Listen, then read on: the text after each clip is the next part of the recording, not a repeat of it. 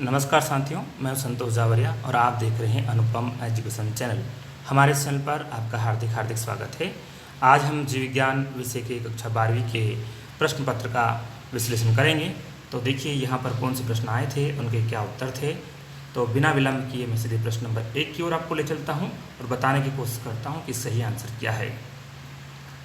तो देखिए पहला प्रश्न हमारा है, रिक्त स्थान से संबंधित है और बिना निषेचन के विकसित होने वाले फलों को क्या कहते हैं। तो देखिए बिना निषेचन को विकसित होने वाले फलों को कहते हैं अनिषेच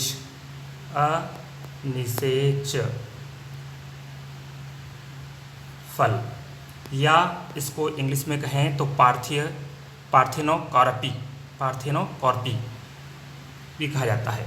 दूसरा है, वंशागति का क्रोमोसोमवाद का सिद्धांत थियोडर और ब्राउरी द्वारा प्रतिपादित किया था। इसमें एक ऑप्शन आता है सटन और ब्राउरी द्वारा प्रतिपादित किया था।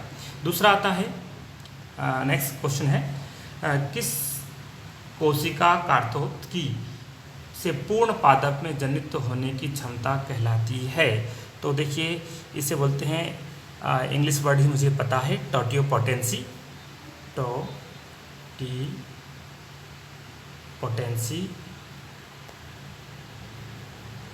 ये सही आंसर होगा। हिंदी में आप लिख सकते हैं। नेक्स्ट क्वेश्चन है, प्रतिबंधन एंड्रियोलिज एंजाइम डीएनए में विशिष्ट को पहचानता है। तो ये अनुक्रम को पहचानता है, विशिष्ट अनुक्रम को पहचानता है, इसको सीक्वेंस को पहचानता है। नेक्स्ट है, विशाल अमेजन वर्षा वन को कहा जाता है। तो उन्हें कहते हैं ट्रॉपिकल रेन फॉरेस्ट या उष्णकटिबंधीय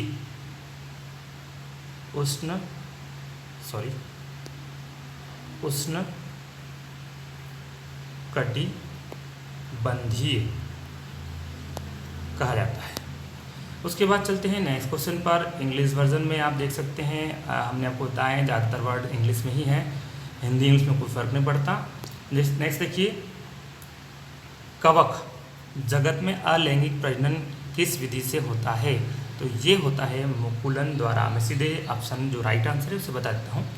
उसके बाद में डायनासोर अथवा सरीसृप का स्वर्णिम काल कहलाता है।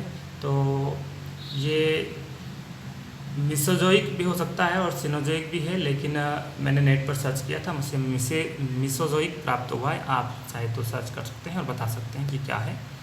नेक्स्ट क्वेश्चन है, लीवर सिरोसिस उत्पन्न करने वाला कारक है। तो वो कहलाता है एल्कोहलिज्म। और बीटी जीव विष प्राप्त होता है, तो वो होता है बेसिलस थुरिएंजेसिस। उसके बाद में नेक्स्ट क्वेश्चन आता है, पर्यावरण संरक्षण का अधिनियम कब पारित हुआ। तो वो 1986 में। इसके अतिरिक्त आप के आंसर क्या रहे हैं वो कमेंट्स के माध्यम से आप बता सकते हैं, लेकिन जो श्योर है वही आंसर आप बताएं कि सर इसका आंसर बिल्कुल एग्जैक्ट ये है। आपके उत्तर का स्वागत है। नेक्स्ट आता है, एक शब्द एक वाक्य में उत्तर दीजिए। तो देखिए पहला पार्ट हमारा है, ग्रेफियन फॉलिकल से अंड के बाहर निकलने की प्रक्रिया क्या कहलाती है। तो ये इसे बोलते हैं ओव्यूलेशन या अंडोत्सर्जन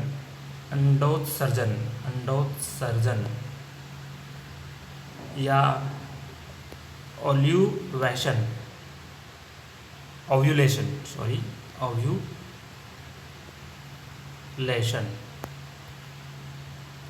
उसके बाद आता है, अगला आता है, डीएनए खंड का नाम जो पॉलीपेप्टाइड श्रृंखला का संश्लेषण करता है उसे बोलते हैं सिस्टोन। एक मिनट मैं लिख देता हूँ, सिस्टोन। तो ये इसका राइट आंसर है, आप हिंदी में लिख सकते हैं सिस्टोन। उसके बाद चलिए क्वेश्चन नंबर 3 है, मिथियोनाइन को कोडित करने वाले कोडान का नाम क्या है। तो बोलते हैं AUG। उसके बाद में मछली पालन को क्या बोलते हैं, पीसी कल्चर। तो देखिए पीसी कल्चर इसे बोलते हैं पीसी कल्चर, या इसको बोलते हैं फिश फार्मिंग बोला जाता है, फिश फार्मिंग। आपने ये भी लिखा है तो सही है, फिश फार्मिंग, दोनों आंसर राइट है। उसके बाद आता है मछली पालन को फिश फार्मिंग हो गया। उसके बाद में आते हैं सूक्ष्म जीवों द्वारा कीट अथवा खरपतवार नियंत्रण पद्धति को क्या बोलते हैं, तो उसे बोलते हैं बायोलॉजिकल कंट्रोल या bio control, biological control, biological control या जीव तकनीकी पद्धति भी इसको कहते हैं। उसके बाद में आते हैं मैचिंग पर, सही जोड़ी पर, तो आईयूसीडी का राइट आंसर है कापर टी से। दूसरा है सहकारिता का संबंध जो है वो लाइकेन से है, तो इसका बी आंसर। अगला है बिस्टन बिटुलेरिया का जो संबंध है मिलेनिज्म से, तो इसका फर्स्ट वाला आंसर।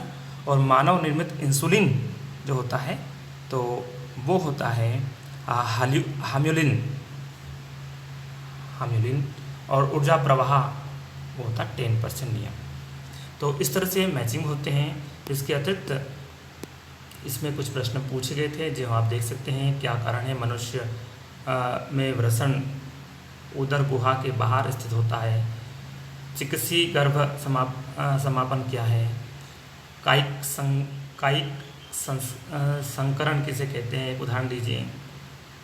उसके बाद में स्पाइरुलाइना का आर्थिक महत्व लिखिए। ये इस तरह से आप पूरे प्रश्न पत्र को देख सकते हैं। मैं 2 नंबर के प्रश्न दिए थे। जैव आवर्धन से क्या तात्पर्य है? उसके बाद में जैव विविधता कि जैविक संगठन के स्तर के नाम लिखिए। प्रसव किसे कहते हैं? प्रसव के प्रेरित करने वाले हार्मोन्स का नाम लिखिए।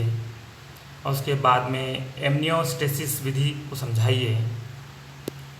उसके बाद में आते हैं अनुवांशिकतः रूपांतरित जीव जीएमओ किसे कहते हैं, इसकी क्या उपयोगिता है? पायरेसी को संक्षिप्त में लिखिए। स्वास्थ्य संरक्षण और बाह्य स्थानीय संरक्षण क्या है? ग्रीन हाउस प्रभाव के बारे में लिखिए, बहुत इजी क्वेश्चन है। ओपेरान मॉडल क्या है? लेक ओपेरन की संरचना समझाइए। डीएनए एमआरएनए निर्माण की विधि का वर्णन लिखिए। समजात समवर्ती अंग के अंतर लिखिए। लेमार्कवाद और नव लेमार्कवाद में अंतर लिखिए। ये 4 नंबर के प्रश्न हैं। हर प्रश्न के अथवा में दिया गया है। प्लाज्मोडियम के जीवन चक्र को चित्र सहित लिखिए और प्रतिरक्षी पदार्थ की संरचना का सचित्र वर्णन कीजिए। मैं यहाँ पे आपको ये बता देना चाहता हूँ कि आप इंग्लिश वर्जन के क्वेश्चन देखेंगे तो आपको हेल्पफुल रहेगा, क्योंकि ज़्यादातर आपके इंग्लिश वर्ड भी है आपको प्रश्न में समझने में मदद करते हैं। तो आने वाले विद्यार्थी जो 12th क्लास में हैं उनके लिए ये इंग्लिश वर्जन बहुत महत्वपूर्ण है। और मैं तो ये कहता हूँ कि जो मेन टर्मिनोलॉजी उसे इंग्लिश में भी याद रखा जाए तो बहुत बेहतर रहेगा। वाहित मल क्या है? यह हमारे लिए किस प्रकार हानिप्रद है? और प्राथमिक और द्वितीयक वाहित मल उपचार के बीच पाए जाने वाले मुख्य अंतर लिखिए। पीसीआर का संक्षिप्त वर्णन चित्र सहित कीजिए। अनुप्रवाह संसाधन का चित्र सहित संक्षिप्त वर्णन कीजिए। अलैंगिक और लैंगिक प्रजनन में अंतर लिखिए। स्वपरागण और परपरागण में अंतर लिखिए। बहुत इजी क्वेश्चंस पूछे गए हैं। एक संकट क्रॉस का प्रयोग करते हुए प्रभाविता के नियम की व्याख्या कीजिए। और मनुष्य में हीमोफीलिया की वंशागति का वर्णन करते हुए स्थित पीड़ित पिता एवं सामान्य महिला द्वारा उत्पन्न संतानों का उसमें डायग्राम द्वारा समझाना है। उसके बाद में मरुद्भिद पौधों के में पाए जाने वाले आकार की अनुकूलन को लिखिए। खाद्य श्रृंखला का वर्णन कीजिए। तो इस तरह से हमारा ये प्रश्न पत्र पूरा होता है। हमारे इस वीडियो को देखने के लिए बहुत बहुत धन्यवाद साथियों, और आपसे अपेक्षा की जाती है कि इसे लाइक एंड शेयर जरूर करें। जय हिंद, जय भारत।